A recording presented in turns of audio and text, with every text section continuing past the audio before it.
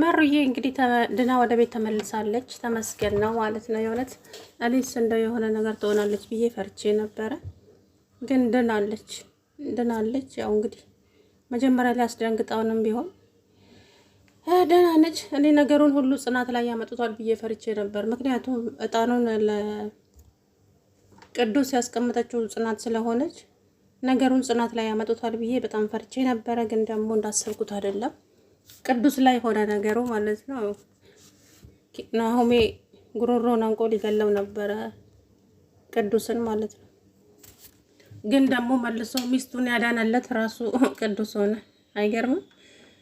ቅዱስ ነው መራዊትን ያዳነው ማለት ይቻላል ከፈጣሪ በታች።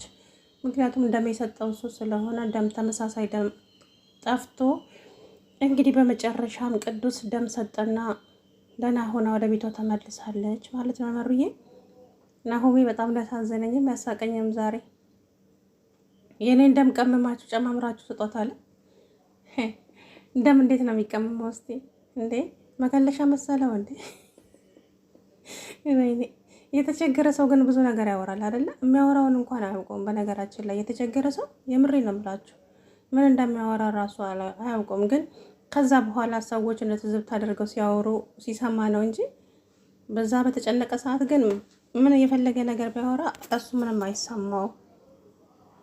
እንግዲህ መሩዬ ድናለች፣ ግን ህመሟ ምክንያቱ ጭሱ ሆኖ ተገኘ ማለት ነው። ጭሱ ነው እንደዚህ ያባባሰባት።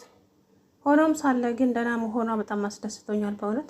መጀመሪያ ላይ ጽናትንና ሰናይትን ናሆሜንና እናቴን አደራ ስትል በእውነት በጣም ነው ያሳዘነችኝና ጽናቴ እምባዋር ግፍር ነው ያለው። የምር ወይኔ እኔም አልቅሻለሁ አብሬ። ኧረ እንደው የኔስ አሁን ሰው ከፊልም ጋር ያለቅሳል፣ የኔ አብሮ ማልቀስ አይገርማችሁም? የምር አልቅሻለሁ።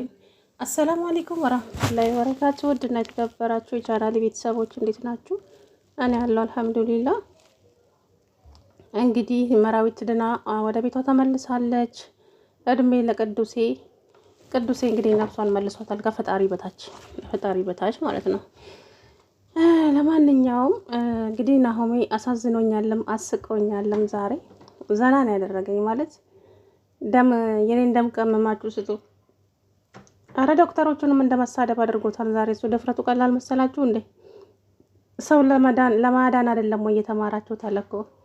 እና እነሱማ እንትን ያሉት እኮ ሰው ለማዳን ነው። ነገር ግን ደግሞ ከአቅማቸው በላይ ሲሆን ምንም ማድረግ አይችሉም እኮ። ወደ ሌላ ሆስፒታል የሪፈር ይጽፍሏቸዋል እንጂ ከአቅማቸው በላይ ከሆነ ምንም ሊያደርጉ አይችሉም። ተመሳሳይ ደም ደግሞ ጠፋ። የማንም ተመሳሳይ ደም አልነበረም። የቅዱስ ደም ግን ለሁሉም ሰው ይሆናል ማለት ነው። ፈጣሪ እንግዲህ ትረፊ ሲላት ቅዱሴ እንግዲህ ገዳይም እሱ ሆኖ ያዳናትም እሱ ሆነ ማለት ነው። እንግዲህ ደህና ሆነች፣ ወደ ቤቷ ተመለሰች። ግን ያው ረፍት ያስፈልጋታል። አሁንም በጣም ረፍት ያስፈልጋታል። ስራ ምናምን እንደዚህ መንቀሳቀስ ምናምን አያስፈልግም። ምክንያቱም ልብ ድካም ስለሆነ ከባድ ነው።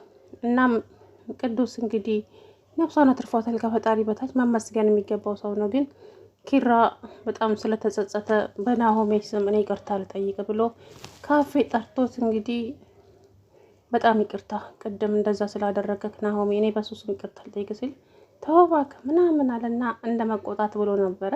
ለካ አውቆ ነው። ከዛም ኪራ ደንግጥ አለ። ተደንግጣለ እንዴ? ነው አውቄ ነው። ኧረ ዝም ብላ ታካብድ። ደግሞ ሚሪንዳ ጋብዛችሁኝ የለን የደሜን መታከያ ያላለም እና እንግዲህ ደህና ሆና ወደ ቤቷ ተመልሳለች። መሩዬ ከዚህ በኋላ እንግዲህ ደህና ትሆናለች ብዬ አስባለሁ። ይነየዋ ወይ እናቴን አደራለች። እስኪ ለራሷ እንኳን ምንም አላሰበችም በእውነት።